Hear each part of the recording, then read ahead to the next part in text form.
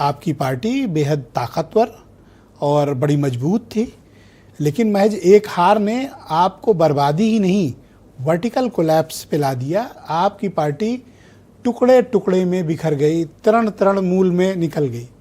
ऐसा कैसे हो गया? पांडे जी तक लग रहा है मेरी आवाज़ नहीं पहुंच रही है। मैं इस सवाल के साथ आनंद दुबे जी के पास चलता हूं। आनंद जी, आप क्या ये मानते हैं कि क्षेत्रीय दलों के कमजोर होने से आपकी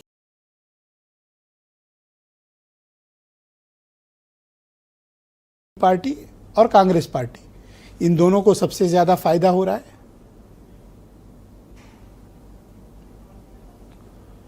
ब्रिजेश जी, देखिए, फायदा किसको हो रहा है, नुकसान किसको हो रहा है, किस राजनीतिक दल को, इससे ज्यादा महत्वपूर्ण ये है कि भाई भतीजावाद, धृतराष्ट्रवादी दृष्टिकोण पर जो पार्टियां खड़ी हैं, जिनमें सिर्फ और सिर्फ परिवार को लेकर लड़ाई रही, और आप सभी दलों का हश्र देख लीजिए। आप कह रहे थे ना कि राष्ट्रीय पार्टी कांग्रेस भी कई बार टूटी है। कांग्रेस आओ, कांग्रेस आर, कांग्रेस आई, कांग्रेस गई, कितनी बार कांग्रेस टूटी है। कांग्रेस टूट के ही टीएमसी बनी, एनसीपी बनी, तमाम दल बने हैं।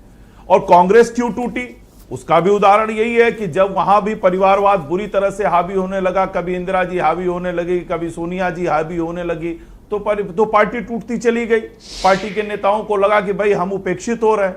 और इसी तरह से जो ये राजनीतिक दल हैं, जो क्षेत्रीय दल हैं, जो परिवार के आधार पर हैं, चलिए ठीक है, किसी व्यक्ति ने पार्टी बनाई, मान लीजिए किसी व्यक्ति ने पार्टी बनाई, उनको जनता ने नेता स्वीकार किया, लेकिन जनता ने ये तो नहीं कहा कि आप जाते समय अपने पार्टी में सभी को दरकिनार करके अपने भतीजे या अपने बेटे को सत्ता दे दीजिए।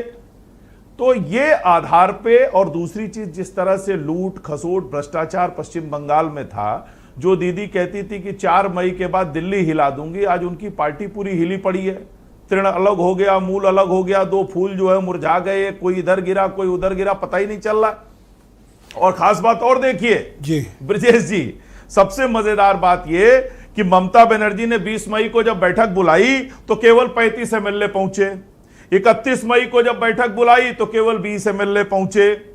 सांसदों का कुछ पता नहीं चल रहा। और खास बात, जब उन्होंने 2 जून को प्रदर्शन किया तो उसमें उनकी सबसे खास सांसद, जिनके आंखों में और दिल में मदीना और काबा है, वो भी नहीं दिखी।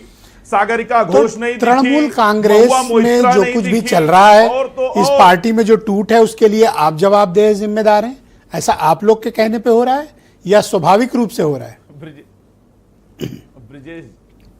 ब्रिजेश जी, एक बड़ा खूबसूरत शेर है कि कहते हैं मुझसे इश्क का अफसाना चाहिए, कहते हैं मुझसे इश्क का अफसाना चाहिए, रुसवाई वो करें हमें शर्माना चाहिए। ये आपने वही वाली बात कर दी। इनकी पार्टी में जिनको इन्होंने टिकट दिया, आपको सब विशेषज्ञता हासिल है, पीएचडी हो आप इस मामले में, अब इन्हीं तो आपसे नहीं पूछूंगा तो किससे पूछूंगा? अरे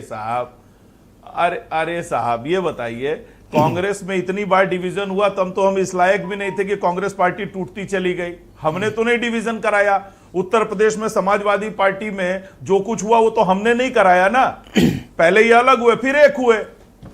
बाल ठाकरे साहब के उनके परिवार में बहुत शुक्रिया सर, और राज्य को लेकर जो हुआ वो हमने तो नहीं कराया। बहुत शुक्रिया आपका। तो कुल मिलाकर आप ये समझिए ब्रिजेश जी, पांडे जी जुड़े, भाई भतीजावाद, परिवारवाद, धृतराष्ट्रवाद से दूरी बनानी पड़ेगी और जनता बना रही है। बहुत शुक्रिया। मैं प्रियंका गुप्ता जी को इनवाइट करता हूं, कांग्रेस कमेटी।